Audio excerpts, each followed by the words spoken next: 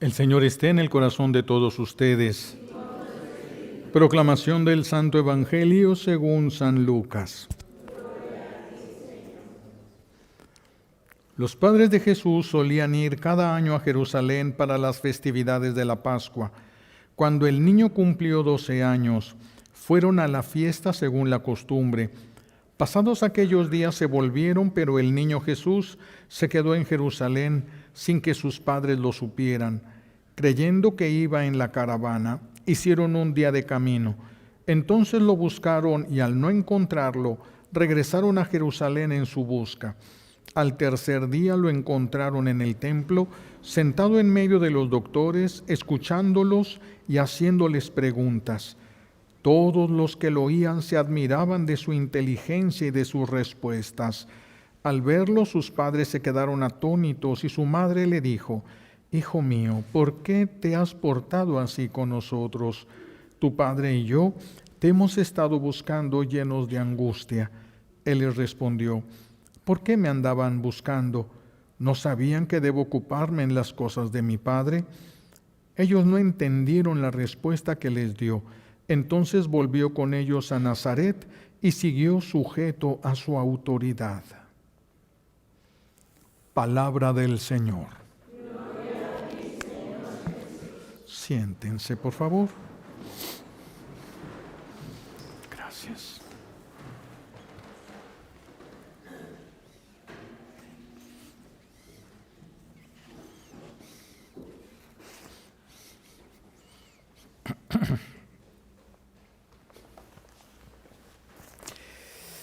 Estamos celebrando la solemnidad de San José, esposo de la Santísima Virgen María.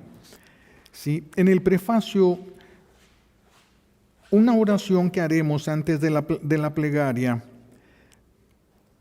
o de la consagración, dice, con toda la iglesia siempre dice que José hizo las veces de padre. Eso dice en el prefacio. José hizo las veces de padre. ¿De cuál padre? Del Padre Celestial. Del Padre Celestial. Porque él no era el padre biológico, pero en el pueblo de Israel, cuando alguien adoptaba un hijo, era el padre legal y tenía todos los derechos, absolutamente. Era como si fuese un hijo biológicamente suyo. Entonces, este José va a hacer las veces de padre biológico de Jesús. Va a hacer las veces. Jesús no lo tiene como padre biológico, pero sí es el padre legal. Y como padre legal es la cabeza. Qué difícil debió ser esto para José, que se le dé autoridad, porque escuchamos en el Evangelio, dice el evangelista, que Jesús se regresa a Jerusalén, se regresa con ellos sujetos a la autoridad de ellos, sujetos a la autoridad de José. Jesús, que es Dios. Jesús, que es Dios, sujeto a la autoridad. Qué difícil debió haber sido para José tener autoridad sobre el Hijo de Dios. Qué responsabilidad tan grande tener autoridad sobre la segunda persona de la Santísima Trinidad, que ha venido a redimirnos, que se hizo carne. Qué difícil ha de haber sido tener autoridad sobre alguien así. Sí, porque él era la cabeza de la Sagrada Familia, José. Y Jesús era Dios y María era santísima, pero José es la cabeza de la Sagrada Familia, a pesar de que era el menos santo. Es más santo que todos los demás santos. Es más santo que todos los demás santos, menos que María. Solo María es más grande. Y aquí lo vemos a él siendo la autoridad y la cabeza de ellos dos, a pesar, repito, de ser menos santo. Menos santo, que repito, Jesús era Dios, por eso es un misterio muy grande un misterio muy grande. Pero José pues era santo, y a pesar de esta diferencia, Dios respetó el lugar de José. Dios le respeta el lugar que tenía en la Sagrada Familia. Por eso, ¿a quién es a quien el ángel le avisa que se tienen que ir a Egipto. A José, ya había nacido Jesús, ya crecido Jesús. Jesús no tenía meses, ya tenía algunos años nacido Jesús cuando viene este aviso. Por eso Herodes mandó matar a todos los niños de 3 o 4 años para abajo. Era la edad que se calculaba que tendría Jesús. Entonces, ¿a quién le avisó? No le avisó Dios Padre a Jesús, ni le avisó a María, le avisó a José, porque él es la cabeza de la Sagrada Familia. Le avisa que huya a Egipto. A él es a quien le avisan, y a él es a quien le avisa el ángel que ya pueden regresar, no a Jesús. No le dijo Jesús, ya podemos regresar. No, y Jesús es Dios. Y no le dijo María, ya podemos regresar. No, ella es santísima, y sin embargo Dios con mucha delicadeza respeta el lugar de cada quien en la familia. Pero si alguien forma una familia y rompe los roles que debe de haber dentro de la familia, va a tener que darle cuentas a Dios. Va a tener que darle cuentas a Dios. Por eso es tan difícil las familias ahorita, pero pues no imposible. Si se acercan a Dios, Dios todo lo hace. Lo que es imposible para nosotros, no es imposible para Dios. Dios respeta, y así quiere también que todas las familias respeten el lugar que cada quien tiene. El esposo debe respetar el lugar que tiene la esposa debe respetar el lugar que tiene el esposo, los hijos tienen que respetar el lugar que tienen sus padres, todos tenemos que respetar el lugar que Dios le ha dado a cada uno de los miembros de la familia, porque si no, no funciona. Se van a despedazar, pueden trabajar, no va a funcionar como familia. No puede funcionar como familia. La familia solo funciona si actúa conforme a la voluntad de Dios. Si no actúa conforme a la voluntad de Dios, eso no funciona. Las familias de hoy por eso no están funcionando, porque en la casa, en la familia, ya no solamente hay una cabeza, sino que ahora son dos. Ahora la mujer también ha querido ser cabeza de la familia. Algunos por la necesidad, pero algunas por el desorden de vida que ya vieron en su propia familia. Y entonces en una familia donde hay dos cabezas, hay guerra, hay incertidumbre. Los hijos, ¿a dónde se van a cargar? Al que les convenga. Los dos son cabeza, entonces si les conviene cargarse al papá, se cargan al papá. Si les conviene ir con la mamá, con la mamá. Es un desastre la desorganización. La familia solo funciona si está conforme a la voluntad de Dios. Solamente así. No puede tener una familia dos cabezas. No puede tener una familia dos cabezas. Si hay una cabeza y no es el hombre, no funciona. No funciona. Si la cabeza llega a ser la esposa, es la cabeza de la familia, o los hijos toman la cabeza de la familia, no funciona. ¿Por qué? Porque no es el modelo como Dios creó a la familia. El modelo como Dios creó a la familia está en la Sagrada Familia, Jesús, María y José. Y si alguien piensa que piensa mejor que Dios, y se va y rompe los lugares que tiene la Sagrada Familia, no va a funcionar, aunque tengan la mejor de las ideas, aunque tengan la mejor de las intenciones. No funciona. Imaginen un león donde hay muchas cebras y el león tiene dos cabezas.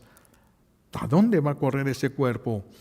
¿A dónde va a correr? Cada una de las cabezas va a haber una cebra diferente, se moriría de hambre ese león. No le serviría tener dos cabezas. Imagínense los osos cuando van a los ríos para agarrar los salmones, porque tienen mucha grasa de la buena y les ayuda para ellos para aguantar todo el invierno, pero el oso tiene dos cabezas. ¿Le servirá para agarrar? No, porque si donde una cabeza va a haber un salmón, la otra salmón, y el cuerpo se va a atrofiar, ahí no va a saber qué hacer. No funciona algo con dos cabezas, no funciona. Por eso todo tiene que ponerse en su lugar. A veces ciertamente el esposo, que es el que tiene que es la cabeza, quiere descansar y le quiere dar a la esposa lo que a él le corresponde. el hijo quiere hacer algo, la hija quiere hacer algo, y dile a tu mamá. Él es el que tiene la autoridad y no puede delegarla a menos que sea un asunto delicado. Si no, él va a ser el responsable de lo que pase, no la esposa. Si él le da esa autoridad, él es responsable de la autoridad que le dio. Por eso se tiene que pagar. No, nadie se le llama usurpación de poderes. Ese es un pecado, la usurpación, y en la vida civil también, en la usurpación de personas, te lleva eso a la cárcel. Si tú te presentas como alguien que no eres, puedes terminar en la cárcel por la usurpación de poderes. También en las cosas de Dios. También esto es tan delicado que si uno jugando, imagínense un sacerdote jugando ahí está el obispo, y el obispo es súper buena onda, y el sacerdote agarra la mitra y se la pone, ya no puede ser obispo. Ya no puede ser obispo. Un seminarista que está con un grupo de personas y les dice, ya me van a ordenar sacerdote y les voy a dar la bendición. No puede dar bendiciones.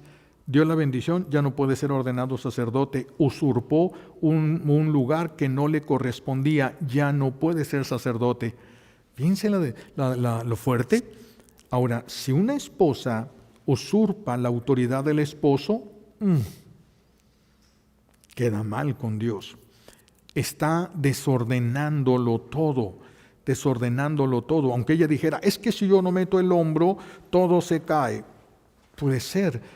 Pero lo que tiene que hacer es más bien sostener y empujar al esposo a pedirle, pero nunca tomando su autoridad ni retando como autoridad, como si fueran de la misma. No es que sea, esto no es una degradación de la mujer, son funciones dentro nada más. En una empresa hay diferentes funciones, está el jefe y está el subalterno. Y no es una humillación ser subalterno, es su trabajo. Él pidió ese trabajo porque lo necesitaba. Sí, y porque tiene más estudio, le dieron un trabajo con más autoridad que a este. No hay ninguna humillación ni degradación. Así es también en la familia. Cada quien tiene su función para que esto resulte, para que pueda trabajar la familia. Si nosotros, si ustedes no se esfuerzan en hacer conforme a la voluntad de Dios la familia, no va a funcionar. No va a funcionar. Imagínense si María y José no hubieran sido tan santos como lo eran, sino que hubieran sido como nosotros, ahora con estas modas, no son modas, son cosas rescatadas, lo del feminismo, pero imagínense que hubiera el Señor escogido una familia normal, una familia de los que estamos aquí. Imagínense nada más si ahí hubiera escogido Dios para enviar a su Hijo Jesucristo. Imagínense si no hubiera sido, si María pues no hubiera sido santa, capaz que demanda a José por llevarla a una cueva. Lo demanda o se regresa con su mamá porque ya no va a andar soportando como que no, si ya tiene para llevarla a algún lugarcito y la lleva a una cueva, capaz que lo demanda San José, ¿verdad? Y luego viene el ángel y le dice a San José que se muevan, que huyan porque Herodes va a querer matar al niño. Imagínense María que hubiera dicho, no, hasta que me diga a mí, yo soy la mamá. Yo lo tuve, yo soy la mamá, que me diga a mí. También, ¿por qué no más a ti? ¿Quién eres tú? Somos igual, porque me tiene que decir. Llega Herodes y lo mata. En esa discusión llega Herodes y lo hubiera matado al niño. Jesús, ahí se hubiera quedado. Es una la familia, es una la cabeza y todos están sujetos, todos. María estaba sujeta y ella era santísima. Ella no heredó el pecado original, estaba muy por encima de José, pero en la familia se puso en el lugar el que Dios quiso que tuviera. El lugar que Dios le dio a ella para que tuviera. Y no es una degradación, es hacer la voluntad de Dios. Es hacer la voluntad de Dios y simplemente eso. Ahora imagínense si hubiera sido, repito, la familia así como las de ahora. Entonces María a lo mejor le hubiera dicho a José, no, hasta Egipto no. ¿Y mis amigas? Voy a quedar muy lejos de mis amigas. Yo no me puedo ir tan lejos. Además tengo aquí, además tengo allá. ¿Cuántos problemas hay ahorita por falta de santidad? Si José no hubiera sido santo, imagínense, Imagínense nada más, a lo mejor se hubiera pasado la vida quejándose de todo y diciendo que no tenía dinero suficiente, que no le alcanzaba, tal vez hubiera habido golpes en la familia. Imagínense si José le hubiera dado un solo golpe a la segunda persona de la Santísima Trinidad. Imagínense lo que eso significaría. Ustedes le han dado golpes, nalgadas, pellizcos o jalones de greñas a sus hijos, por lo menos en sus casas donde no se ve, y ellos son el cuerpo místico de Jesús, segunda persona en la Santísima Trinidad. Por eso, si no fue completamente justo, van a necesitar completamente pagarlo todito, lo que hayan ocasionado. Qué difícil esto. Por eso, sin la fe caemos en tantos errores, sin la fe caemos en tantos engaños. Sin la fe queremos nosotros hacer las cosas a nuestra manera, pensando que eso es algo bueno para la familia, pero se destruye la familia. Todas las familias son sagradas porque son voluntad de Dios. Por eso es que porque Dios lo quiso. Dios quiso que el ser humano naciera en familia. Dios no quiere hijos sin padre. No. Dios quiere que los hijos nazcan dentro del seno de una familia, pero de una familia unida a Él, para que no despedacen a los hijos. Una familia unida a Él. Pero todas las familias son sagradas. Son sagradas. Así de que tienen ustedes que revisar cómo ha sido su comportamiento en esa sagrada familia a la que pertenecen ustedes. ¿Cómo has sido tú? Porque tu esposo, tu esposa y tus hijos son parte del cuerpo místico de Jesús. Son parte del cuerpo místico de Jesús. Es lo mismo que si José le hubiera gritado a María. Es lo mismo que si José hubiera golpeado a Jesús. Es lo mismo que si María hubiera retado a José, a quien Dios le dio autoridad sobre ella. Cuántas cosas, cuántos errores. Por eso las familias no funcionan, porque cada quien está haciendo lo que cree que es correcto, lo que se imagina que es correcto. Aquí lo que funciona es de acuerdo al fabricante. ¿Quién fabricó? ¿Quién hizo la familia? Dios. Entonces la familia solo funciona según el plan de Dios. Cada quien debe de estar en el lugar que Dios le dio y valorar el lugar que Dios le dio. Valorar el lugar que Dios le dio, porque esa es la voluntad de Dios. Esa es la voluntad de Dios. Todas las familias, repito entonces, son sagradas. Todas son la Sagrada Familia.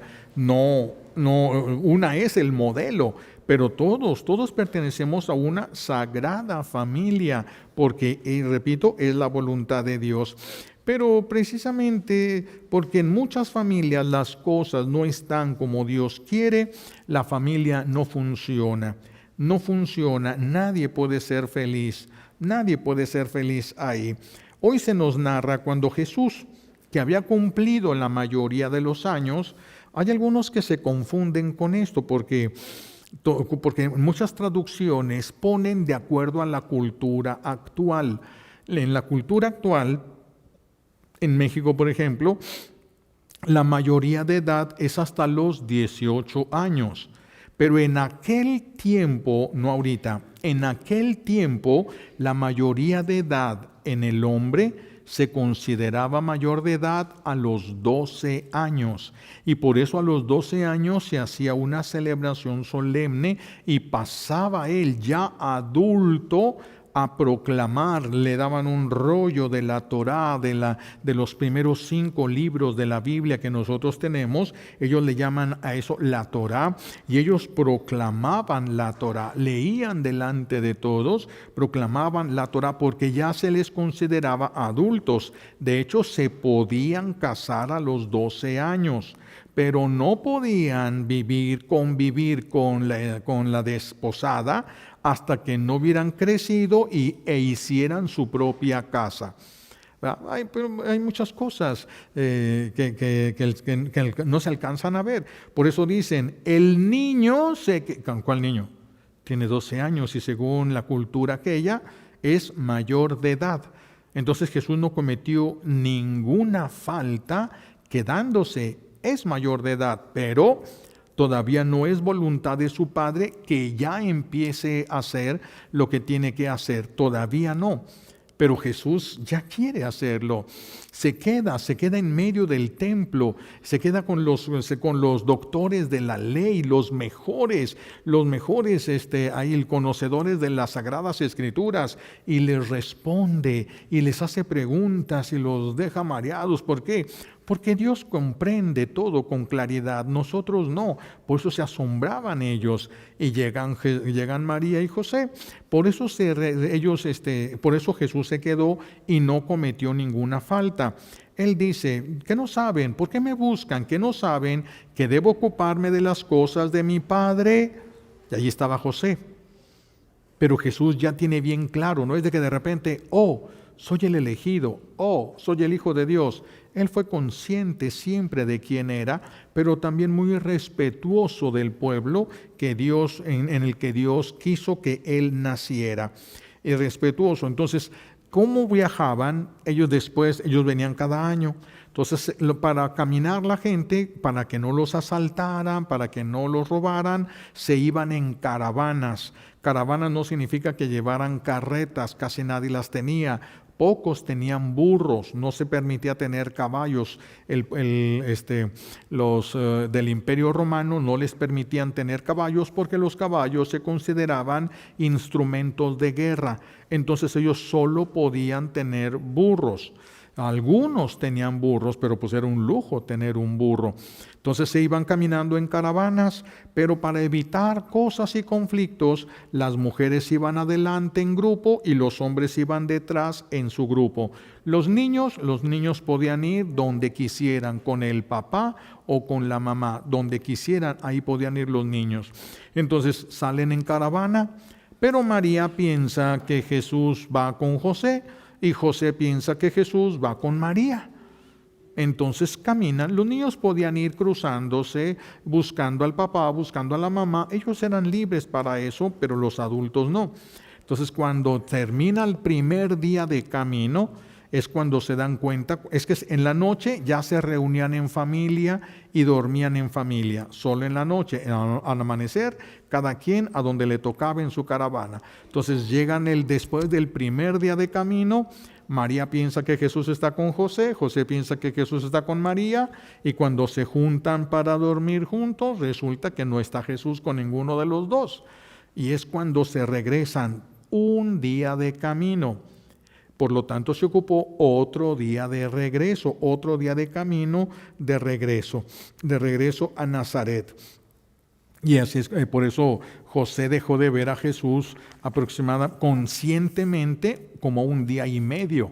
El primer día que Jesús estuvo perdido, por así decirlo, José ni cuenta se dio, ni María se dieron cuenta de eso, porque iban cada quien pensando que Jesús iba en la otra caravana. Por eso no se dieron cuenta. Y regresan entonces los dos para empezar a buscar a Jesús y lo van a buscar al templo y allí es donde lo van a encontrar. No hay ninguna rebeldía, no hay ningún capricho, sino un deseo, un celo por la gloria de Dios Padre, un amor muy grande a Dios Padre en el corazón de Jesús. Por eso les dice, ¿que no saben que debo atender las cosas de mi Padre? Aquí José experimentó el sufrimiento, lo que es perder a Jesús. Aquí José lo experimentó, perder a Jesús. Aquello que Dios le había encomendado, lo perdió. Pobre José. Pobre José. Debió ser terrible, debió ser peor que cuando no sabía de quién estaba embarazada María. Porque ahora él ya lo que tenía seguro es que Dios Padre le había encomendado a su hijo y él lo había perdido. Debieron ser momentos dificilísimos perder a Jesús, aunque solamente fue un día y medio, es lo único que se perdió, por así decirlo, ¿verdad? Porque no estuvo perdido, Jesús estaba en el templo de Jerusalén. Entonces, José conoce las consecuencias del pecado. nosotros no las alcanzamos a sentir. Perder a Dios. Perder a Dios, no perder el amor de Dios, no. Cuando nosotros pecamos, Dios no nos deja de amar, pero hay una distancia que se forma entre nosotros y Dios. Es lo mismo en la familia. Cuando hay un conflicto entre la mamá y el hijo, la mamá no lo deja de amar, pero hay una distancia que se forma entre ella y el hijo. Hay una distancia que se forma, así también pasa con Dios. Pero para nosotros lo peligroso es que no sentimos nada. No sentimos el terror, el dolor de perder a Dios, ni siquiera de perder a la familia que Dios nos ha encomendado y de la que nos va a pedir cuentas. No se sienten, no se asusta la persona de perder lo que Dios le encomendó. No se asustan las personas y deberían de asustarse. Deberían, es lo que Dios les encomendó. Es lo que Dios les encomendó. De hecho, todos los que nos rodean no son hijos biológicos de nosotros, pero sí son hijos de Dios. Y pueden ser hijos de Dios que Dios nos ha encomendado, que Dios los puso cerca y lo puso cerca de ti porque quería que tú lo guiaras, que tú le dieras un consejo, que tú le dieras un buen testimonio para que esa persona pudiera regresar a Él. Dios te lo encomendó y hemos mandado a volar a un montonal de personas que Dios nos encomendó. No podemos perder tan fácilmente lo que Dios nos encomendó. No por eso a veces me preguntan algunas personas que hay un conflicto grave en el matrimonio, ya nos separamos. Mira, por lo menos no lo rompas tú. Tú haz lo que tú tienes que hacer.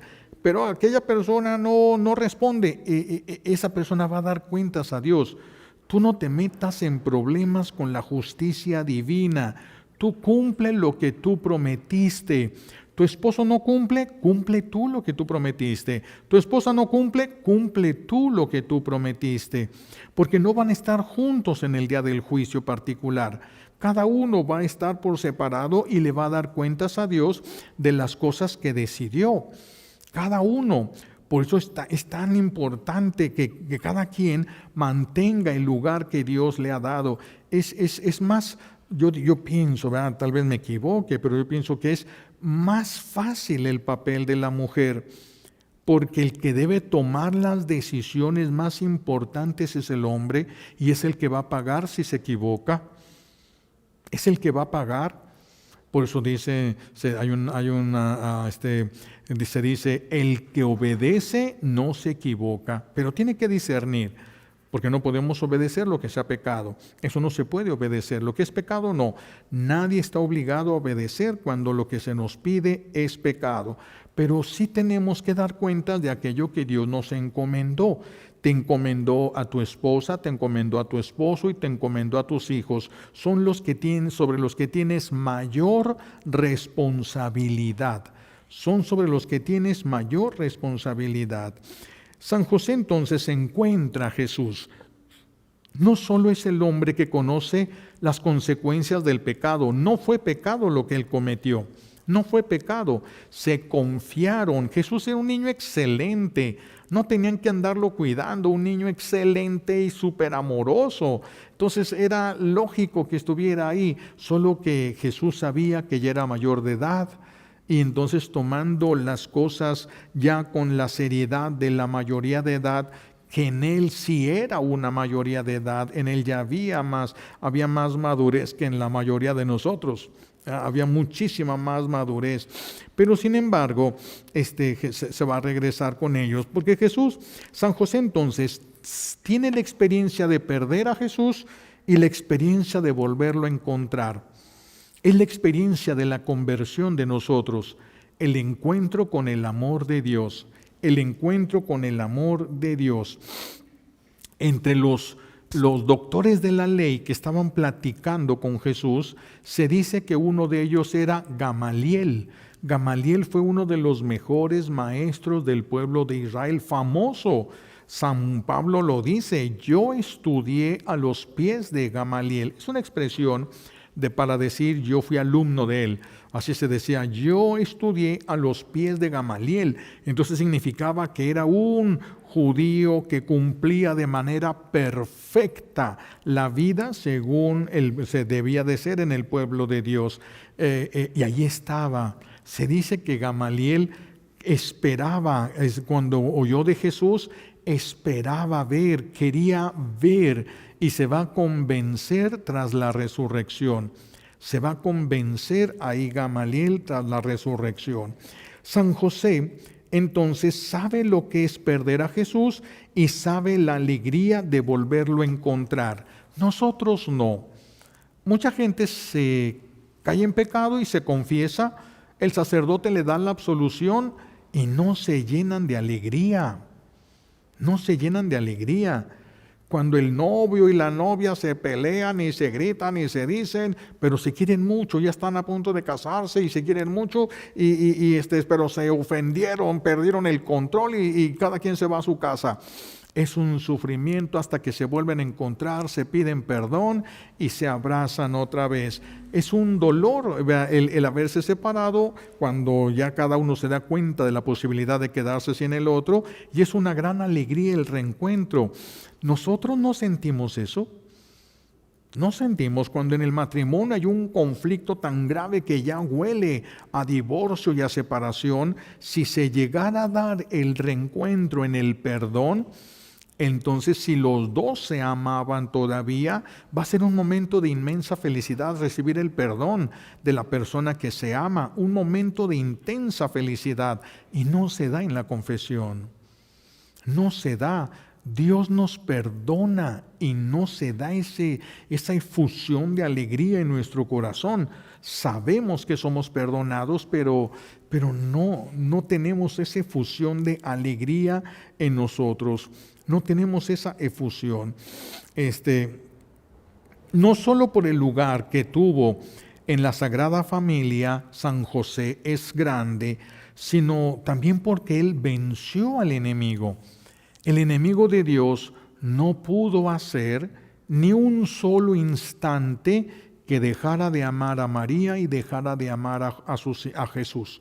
Nunca dejó de amar José, nunca dejó de amarlos. Venció al enemigo, no pudo desviarle el corazón, no pudo desviarle el corazón a San José.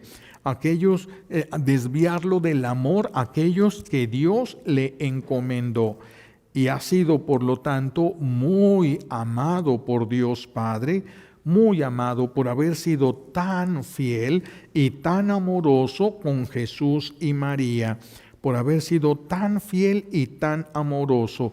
Este amor y predilección de Dios Padre lo convirtió en terror de los demonios. Terror de los demonios, San José, porque no le pudieron hacer nada.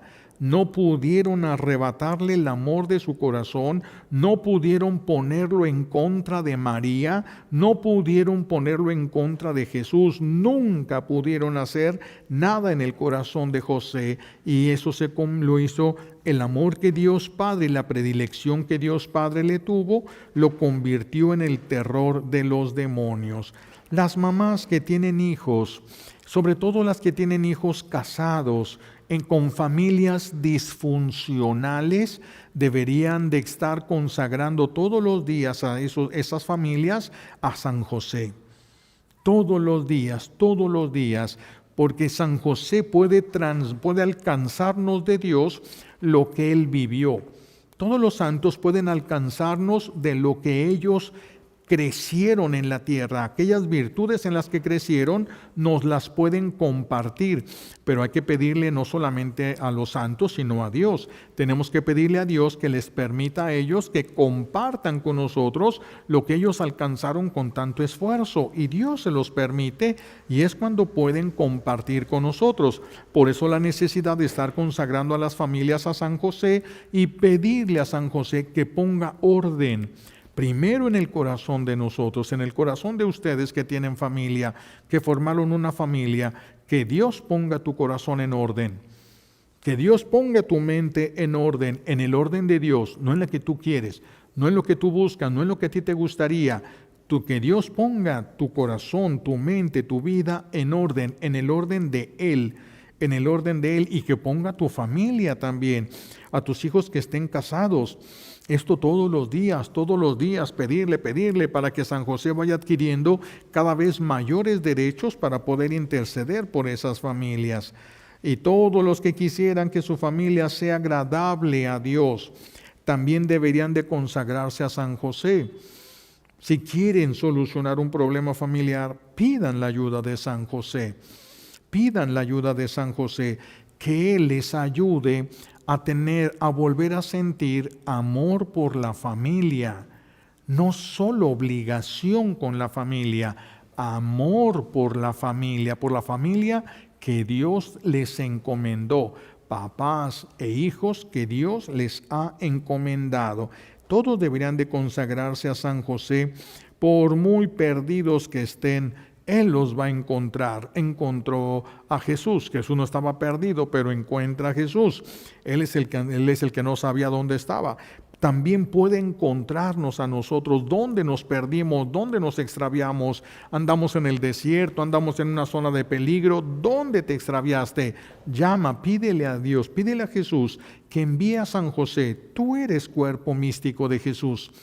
San José te ve como hijo, porque eres cuerpo místico de Jesús. Él es tu protector, Él es tu guía, Él es mucho para nosotros y es un poderosísimo intercesor delante de Dios por lo que Él hizo, por la fidelidad de Él. Pero está en la lista de los desempleados. Muy pocas personas lo invocan, lo llaman, le piden, y Él es el que entiende mejor que nadie cómo se debe llevar una familia.